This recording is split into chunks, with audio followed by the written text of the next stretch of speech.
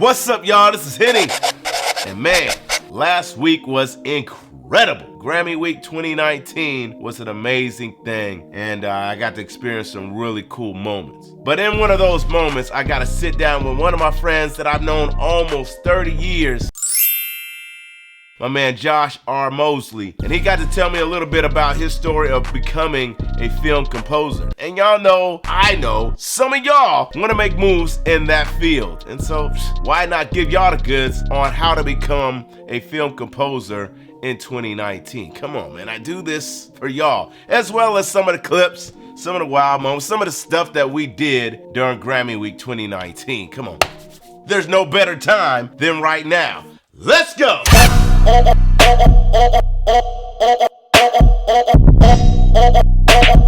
The business.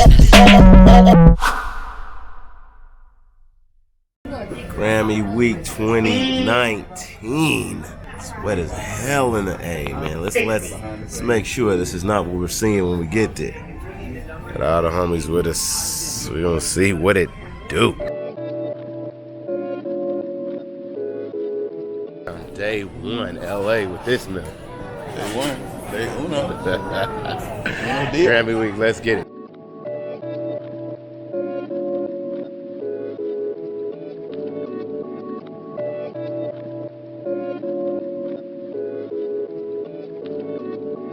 Day two, we out here, Grammy Week. Last night was up to learn. Hey man, having a great time.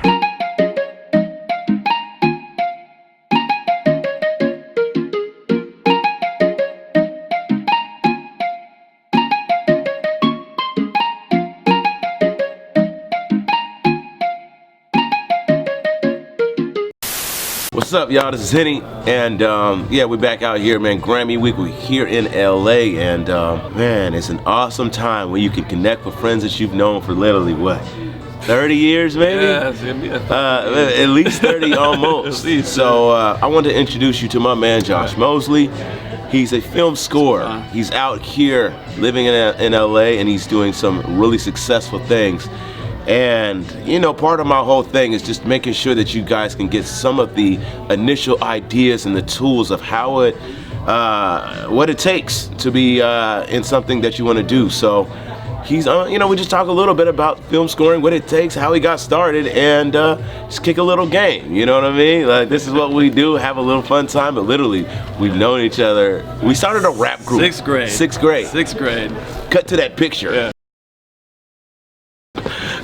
But yeah, man, it's how you doing, man? I'm good, real good. Yeah? It's good to see you. Right. We haven't even seen each other in probably 14, 15 years, so this is wild. Reunion.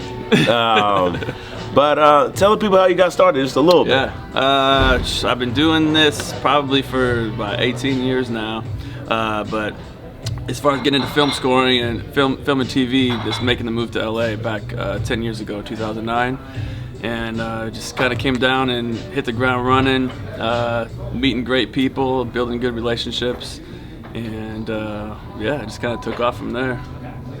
So for all those who don't know maybe some of the works that you've been on, some of the movies that you've worked on, TV, film, whatever, just start naming some of those off real quick. So I've been really blessed and fortunate to work with many great composers on big films like X-Men, Apocalypse, right along to did Baywatch a couple of years ago with Chris Leonard's, and now on to doing my own stuff. It's been really a big blessing and been fun. Just finished a film called Bernie the Dolphin with Lionsgate, Grindstone, and I'm actually on the sequel right now, start scoring that this next week, so it's good. Crazy. So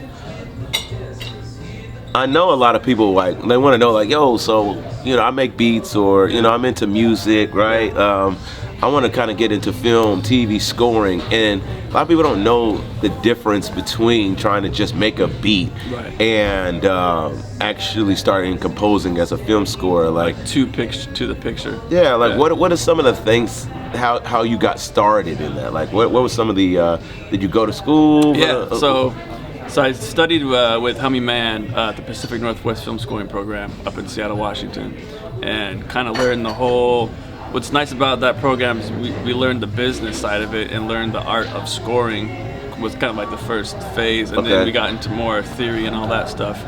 But because it's definitely an art to, you know, catch those moments, know when to have music and know when not to have music, hit those certain cues and everything, and have the right voice for the film for sure. What does that mean, the right voice? Like tone and energy? color, yeah, energy. Okay. The tone, musically speaking, the tone and the color of it. You know, sometimes it's gonna require something more synth-based. Sometimes it's gonna require something more with like beats and stuff, and sometimes it's, you know, straight orchestral, acoustic, or big ensemble or small ensemble. So it varies definitely from picture to picture. So when you got started, how did you kind of start learning how to do, like, what type of software, like? So some of the technical. Technically, I've been I've been on Logic since the beginning. So it was still on Logic? Magic, yeah, still on Logic. Yeah. It was on PC, eMagic way back then, and now it's you know, Logic Studio or X or whatever we're at it now. Yeah. So I use Logic. Everything is all software based, and you know, tons and tons of sample libraries.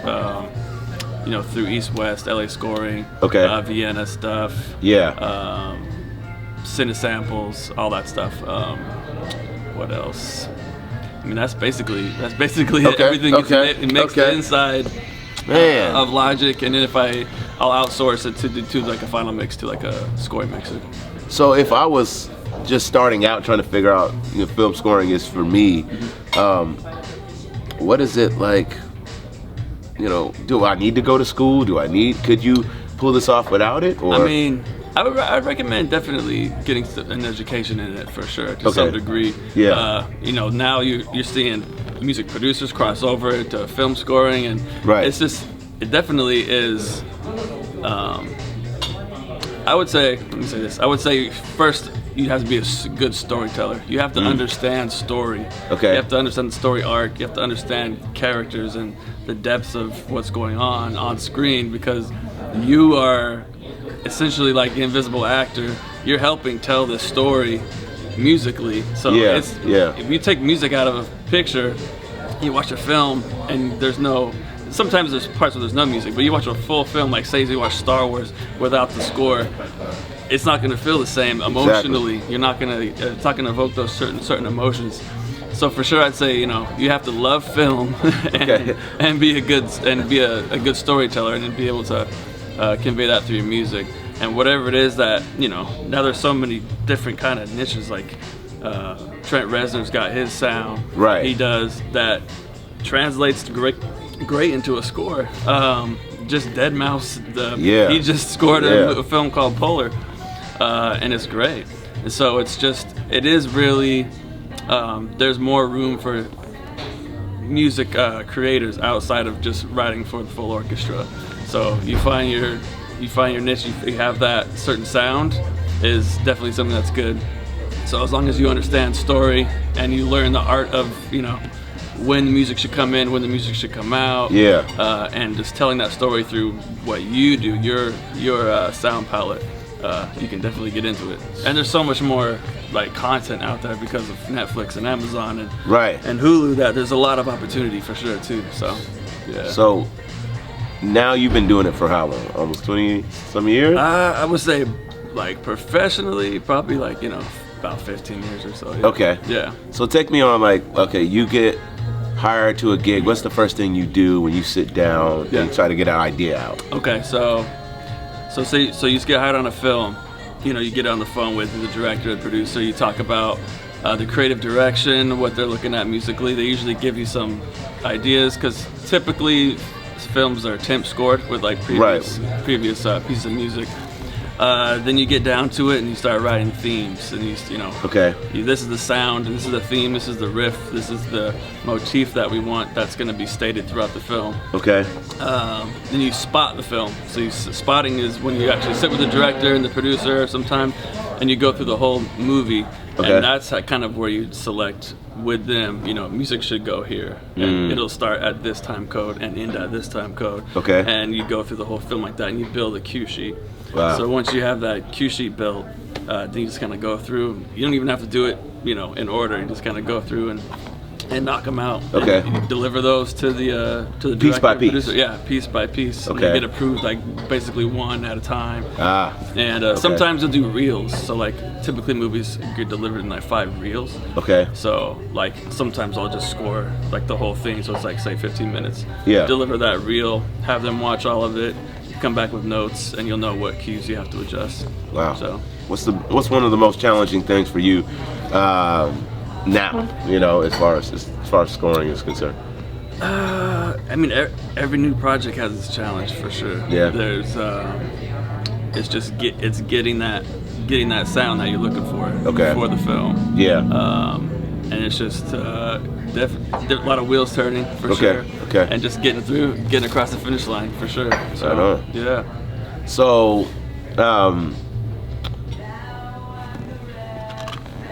for somebody that's just now getting started, what's maybe a tip or trick that you can give them to say, you know what, if this is the career path that you might want to go, what would you tell yourself 20 years ago?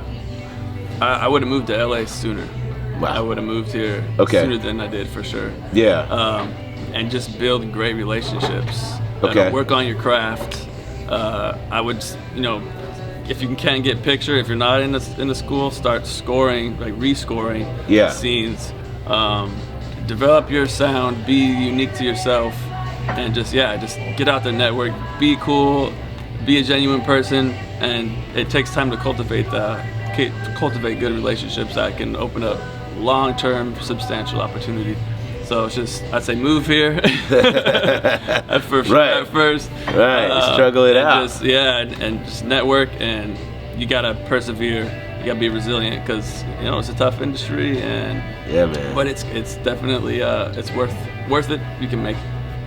Yeah. There you have it, man. So, I mean, more than anything, you know, even for me, someone who's trying to figure out just how to maneuver through the music industry and all its facets. The number one thing is building relationships, you know, and we've done some collaborations already, but you gotta know, like, we've known each other almost 30 years. Like, it's insane, right? Since we were 6th grade, we both had the dream to be in music. We both had a dream to do something creatively, and this thing just kind of came together for both of us in completely different genres of the spectrum. So, you know, more than anything, build those quality relationships that can last a lifetime. And just have good energy where you go. I mean, more than anything, that's what we do. You know, that's how we've gotten here. That's how we maintain and staying faithful. Start a rap group in 6th grade. And if you're way past that, you start one now and then figure. What's crazy is I don't have it now. I had the yearbook. Okay. 6th grade. Yeah. So at the end of the year, we all got to pick what we wanted to be. Oh man. Yeah. So yours says, I think it says like a rap artist. Oh. And mine says rap star. So we both wanted to be raps. But hey, one way or another, we got into the music business. So isn't that a trip? That's crazy, bro. That is so crazy. It's crazy. So let them know where they can find you. You know what I mean? And yeah, you can hit me on Instagram, Joshua R. Mosley. Yeah, I'll put out. Joshua R. It's up there somewhere. JoshuaRMosley.com, on Facebook, Joshua R. Mosley. You can find me anywhere. So don't be afraid to hit this man up if you have questions about the scoring, trying to get into it. Maybe I have some recommendations on some videos that you can kind of get started watching on YouTube, and just trying to figure out exactly if this is the career move for you. So, man, thank you, man. Absolutely, man. I appreciate you, brother. For sure, appreciate you. Y'all know how we do.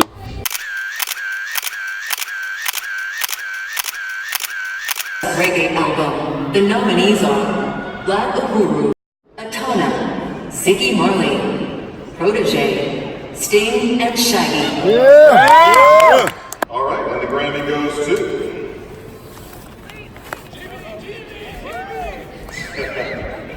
Sting and Shaggy.